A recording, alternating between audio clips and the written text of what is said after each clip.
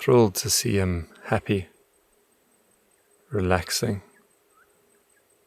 As you can see, there's none of the epistaxis, that kind of watery blood dripping from the nose or mouth that would be symptomatic of the anthrax. He's doing very well.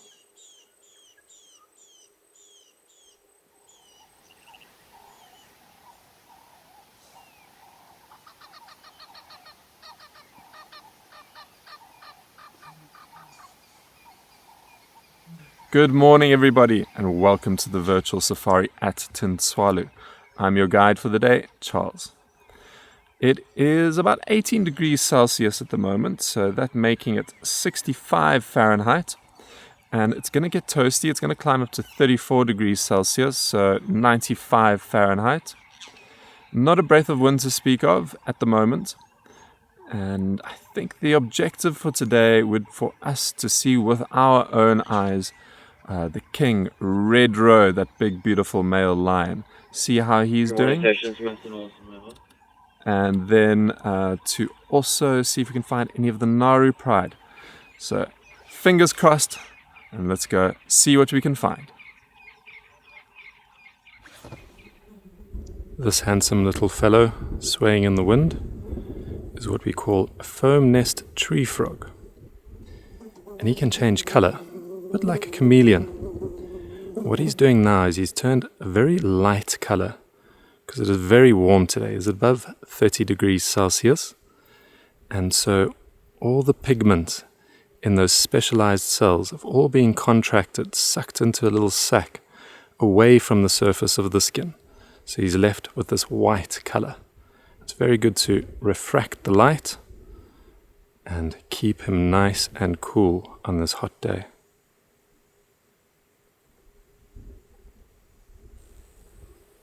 I've made my way to the northern section of the reserve, and I'm very lucky to have come across a pack of 4 adult wild dogs.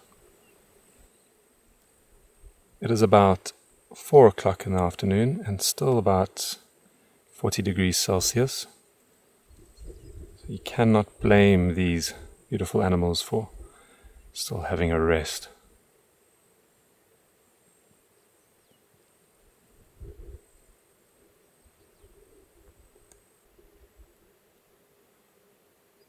As compared to the feline friends, these wild dogs rely a lot more on their sense of smell when it comes to detecting their prey. Of course, look at those ears, they'll rely on their hearing a lot too.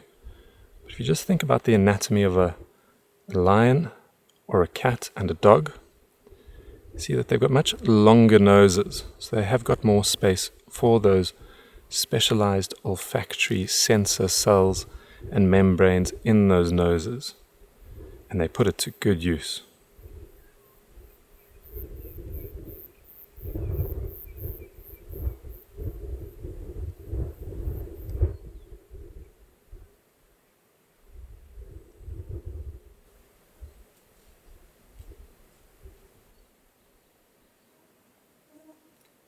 Each wild dog has a completely unique fur pattern, and the scientists use this to identify each one individually.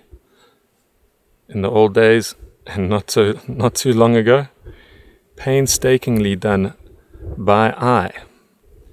The conservationists would have to sit there and identify each one by its pattern, but thankfully these days they're able to put that into some software and it'll identify it for them.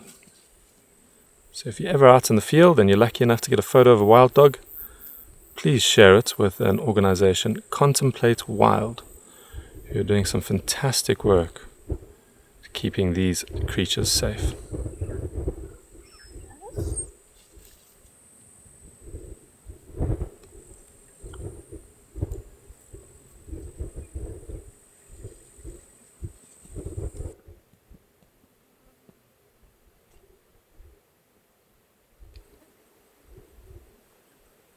It's roughly 20 to 6 in the late afternoon. As you can tell, we have the golden light dappled across the area. In addition to the golden light, we have the golden man, Red Road.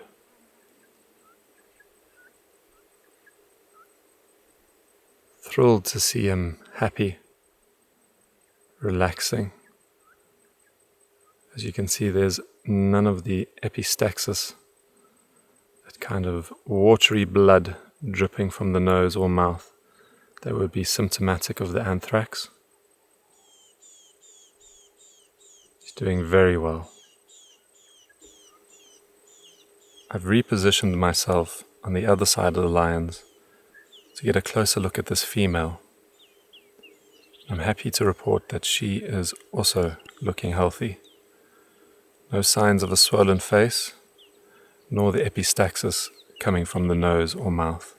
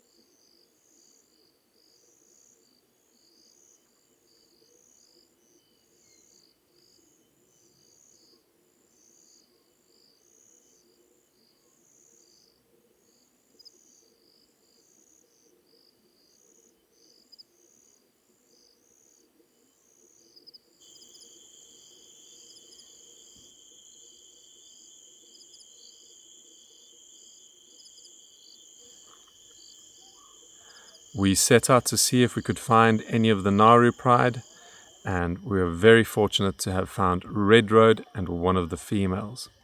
I didn't capture it on camera, but he did test her a little by smelling her hindquarters and then also Fleming grimacing a bit. She wasn't interested. She gave him a little bit of a swat, but it does make me think, is she one of the lionesses that lost cubs, or presumably lost cubs? And if so, is she coming into estrus again? We'll do our level best to see if we can keep up with them, and it'll be fantastic if they can mate and continue that genetic lineage. Well, from myself, Charlie, and the virtual safari at Tintwalu, thank you so much for joining us. It's goodbye for now.